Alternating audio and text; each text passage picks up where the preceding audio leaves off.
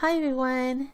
Today we will be making japchae, a classic Korean noodle dish. But before we get to the recipe, I just wanted to quickly show you all the Vietnamese version of the splendid dish. Check it out! This here is called Hủ Tiếu Xào, and I had purchased it from a local Vietnamese restaurant for only $6. Now let me show you all the ingredients in the stir-fried noodle dish. First off, we have my most favorite ingredient of all, and it is the fried shrimp. Oh my gosh, I just love the addition of fried shrimp to japchae. It is so yummy, guys. Next, we have the bok bok bok chicken. There's also some da ding or Vietnamese fried ham. There are some veggies in here as well. Here we've got some Chinese celery, which looks pretty similar to the American celery, except that the stems are thinner. There's also some bean sprouts and onions. Of course, there's the glass noodles and some red bell peppers. It also comes with an addictive sweet soy sauce. I honestly can drink this sauce straight up. It is so good. And this, folks, is the Vietnamese version of japchae. Now on to the Korean version. Today I'm making a vegetarian japchae, but feel free to add some protein to this dish if you like.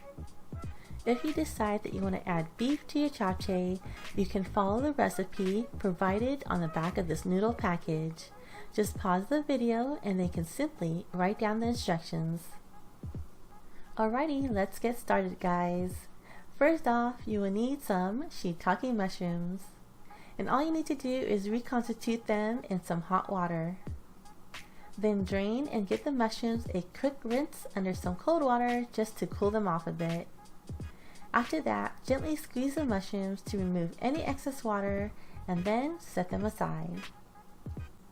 Next up are the red bell peppers. Cut them into strips and then set them aside. Now let's work on the carrot.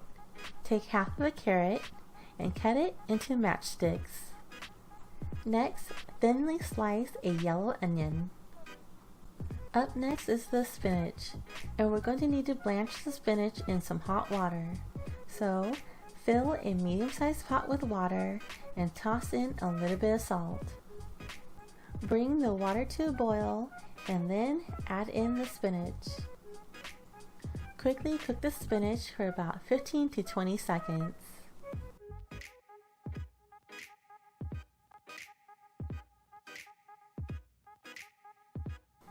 Drain and rinse the spinach under some cold water to stop the cooking process. Then squeeze the spinach to remove any excess water. Cut the spinach into smaller sections and then set it aside. It's noodle time! You'll need a package of sweet potato starch noodles such as this one here. We're going to need to cook the noodles, so bring a pot of water to boil. Add in the noodles and cook them for 7 minutes.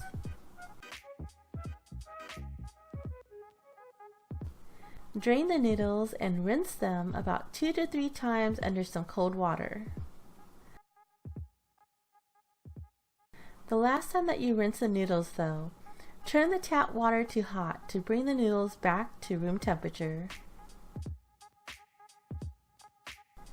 Drain the noodles and then set them aside. We are almost done, guys. We just need to make the sauce. In a bowl, combine the soy sauce with a little bit of sesame oil and half a cup of sugar. Now I know what you're thinking. Damn girl, that's a lot of sugar. But believe me, it is needed to balance out the flavors. Now just give it a whisk until the sugar is dissolved. Transfer the noodles to a large bowl. Then pour the soy sauce mixture over the noodles. Toss the noodles with your hands until it is all coated with the sauce.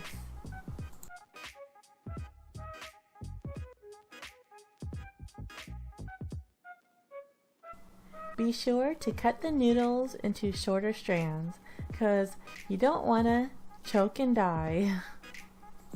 Now just set the noodles aside momentarily and let the noodles soak in the sauce. In the meantime, we're going to start cooking the veggies. Grab yourself a pan and pour in some olive oil.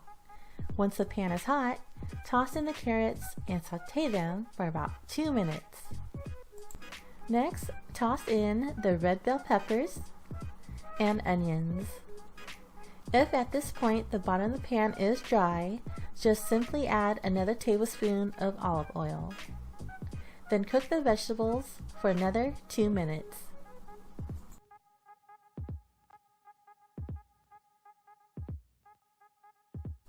Alright, it's time for the spinach and shiitake mushrooms to join the party. Give the veggies a quick toss around and sprinkle in some salt.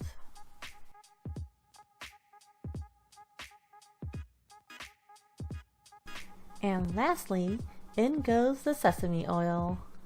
Cook the vegetables for another 2 to 3 minutes or until the vegetables are tender. Now I know that the Koreans like to cook all their veggies separately, but to be honest, I ain't got time for that. I am an eBayer, a blogger, a YouTuber, and a mother to 3 boys. As a matter of fact, I only have 30 minutes to finish this video before I have to go pick them up from school. So I'm just going to throw it all into one pan and I'm done. Place the cooked veggies on top of the noodles.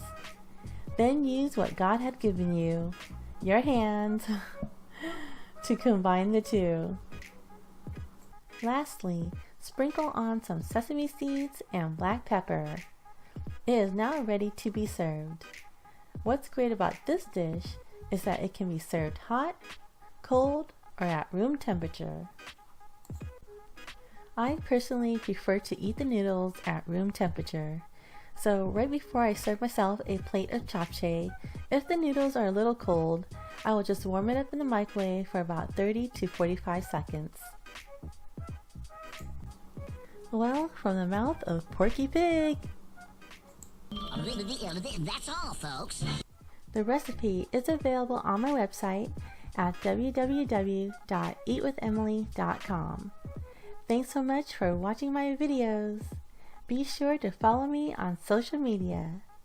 Don't forget to subscribe to my YouTube channel, and if you enjoyed this video, please give it a thumbs up. I appreciate all of your support. Have a fabulous day, guys. And until my next video, I'll see you later, alligator. Bye.